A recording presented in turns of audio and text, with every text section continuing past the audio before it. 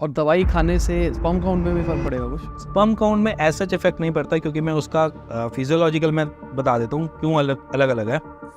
Basically उसकी functioning जो काम करती है वो करती है आपके पंप पे, ठीक है। बेसिकली हमको एरेक्टाइल क्यों होता है उसके पीछे रीज़न ये है कि हमारा ब्लड का रश टूवर्ड्स पेनाइल एरिया जाता है, जिसकी वजह से वो एरेक्टाइल होता है। उसका एक फीचर अलग है, ठीक है। ये काम करने का तरीका अलग है। दूसरा है हमारे टेस्टिस जो हमारे स्पर्म काउंट बनाते हैं। हाँ, अगर यहाँ पर वेरिकोसील का पेशेंट ये पिल लेकर खा रहा है तो वहाँ पर कॉम्प्लिकेशंस बढ़ सकती है। एक्सप्लेन करो कि क्या होता है। वेरिकोसील बेसिकली अगर थोड़ा सा लेम में समझाता हूँ, स्क्रोटम होता है हमारा, जहाँ पर हमारे टेस्टिस की जिस तरह बोलूँ कैरियर है, नीचे लटका हुआ होता है, जिसे अंडकोश की थैली बोल देते हैं। अगर वहाँ पर आपको नसें मोटी फूली भी मिल रही हैं और नीले रंग की दिखाई दे रही है, और टेस्टिस जो है हमारे ज़्यादा लटक रहे हैं, और वहाँ पर फुलावट इन्फ्लेमेशन की वजह से कभी कभी दर्द बन जाता है, उस टाइम पीरियड या उस स्थिति को वेरिकोसील कहते हैं। वेरिकोसील के पेशेंट अगर ये खाते हैं बेसिकली पिल्स, तो वहाँ पर हम देखते हैं कि वहाँ पर वेन्स जो है ज़्यादा इन्फ्लेम्ड होती है, तो उसकी वजह से वहाँ पर पेन और ये सारी चीज़ें ज़्यादा आ जाती हैं, कॉम्प्लिकेशन ज़्यादा बढ़ जाती है,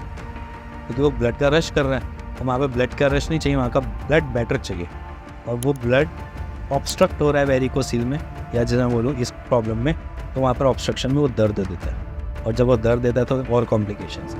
तो एरेक्टाइल करने के लिए ये रश किया जाता है पंप से, और उसको फुलफिल किया जाता है। अब एरेक्टाइल बार बार अगर मैं इसी चीज़ को रूटीन वाइज पिल्स के थ्रू करता रहूँगा, तो कभी ना कभी ये मेरे को पिल्स की वैल्यू को भी ज़ीरो कर देंगे। जैसे कि हम डायबिटीज़ की गोली खाते हैं, आज हम 10 mg खा लेंगे, कल 20 mg खाएंगे, वैसे सेम कंडीशन ये भी क्रिएट।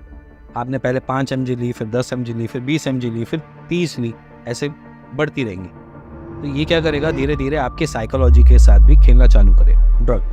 वो क्या करेगा कि भैया बॉडी को समझ में आ गया कि भैया वो जोर लगाने की ज़रूरत ही नहीं है, हमको तो बाहर से चीज़ें मिल जाती हैं, हम तो हीरो टाइप के हैं, हम तो ऐसे ही हो जाएंगे। ये बॉडी समझ जाती है, और जब बॉडी ये समझ गई तो बॉडी उसको बार बार वैसे प्ले करना पड़ता है, या वो करवाती है, बिना उसके आपको एरेक्टाइल ही नहीं फील हो रहा। अब यहाँ पर क्या होता है कि जब मैं लंबे टाइम तक ये लेता रहा, उसके बाद कभी एक पॉइंट आता है जहाँ पर हमारा वो भी दाव फेल हो जाता है, जहाँ पर हम दवाइयाँ खा रहे या दवाइयाँ पिल्स को ले रहे हैं कोई सी भी, उसका देर काम करना थोड़ा कर देता है कभी कभी। मतलब ऐसा नहीं है कि सभी के साथ ऐसा होता है, बट बहुत से पेशेंट्स में ऐसा देखा गया कुछ टाइम में काम करना बंद। जैसे एक हमारे पास पेशेंट आए थे, उन्होंने के पास वो कलौंजी वलौंजी का तेल वेल लगा लूगू के और वो सब करके आए, फिर उसके बाद उनको लगा कि काफ़ी टाइम बाद एरेक्टाइल ही नहीं। सेम ये वैसी कंडीशन ये भी क्रिएट कर कि बड़े लंबे टाइम से खा रहे हैं।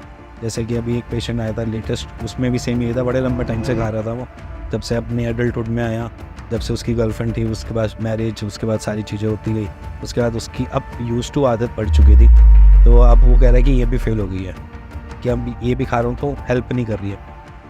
इसलिए नहीं कर रही है क्योंकि अब बॉडी को ये लग रहा है कि ज़रूरत से ज़्यादा चाहिए। बॉडी भी यूज टू हो जाती है ना किसी भी चीज़ को बार बार खाते हुए।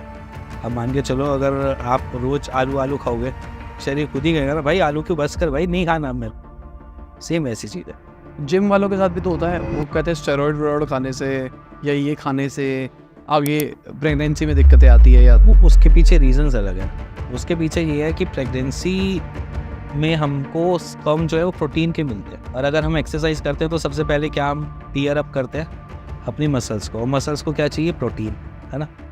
अब मान के चलो प्रोटीन मेरी बॉडी का सबसे ज़्यादा मसल पार्ट में जा रहा है, तो मेरे स्पर्म को कम लगेगा, क्योंकि वो 7th स्टेज पे है, हाई वेट के साथ 7th स्टेज पे, आखिरी स्टेज पे है।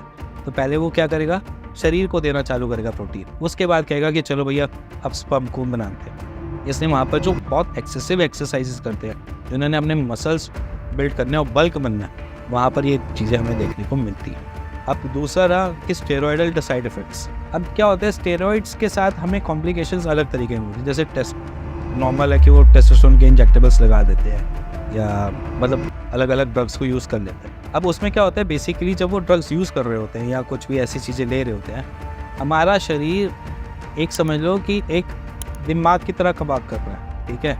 उसको लगता है जो चीज़ बाहर से आती है ना तो छोड़ दो कार्बन। अब आपका शरीर है, अब आपके शरीर को मैं ये बोलता हूँ कि आपको खाने की ज़रूरत नहीं है, आपको आईवी फ्लूइड के थ्रू सब कुछ देता हूँ, तो आपको भूख लगनी भी बंद, है ना। सेम मेरा शरीर भी वैसे ही वर्क। तो कुछ टाइम बाद जब मैं ऐसे इंजेक्टेबल्स को बॉडी में लेना चालू करता हूँ, उस टाइम में शरीर सोचता है कि मेरे को बनाने की क्या ज़रूरत है, बाहर से मिल तो रहा है। तो हमारे वहाँ पर हॉर्मोन्स इम्बैलेंस होने स्टार्ट हो जाते हैं, टेस्टिकल्स की फंक्शनिंग कम होनी चालू हो जाती है। वहीं पर वो टेस्टोस्टेरोन हार्मोन को कम बनाना चालू कर देता है, साइड बाय साइड स्पर्म बनाना भी कम कर देता है। तो ये इफेक्ट आता है जब हम बाहर से कोई भी ऐसी चीज़ें लेते हैं। तो अब एक्सरसाइज करनी आप करो, मना नहीं है, एक्सरसाइज मैंडेटरी है बॉडी के लिए, बट आप कुछ भी ऐसा ना लो जिसकी वजह से आपके फ्यूचर में दिक्कत।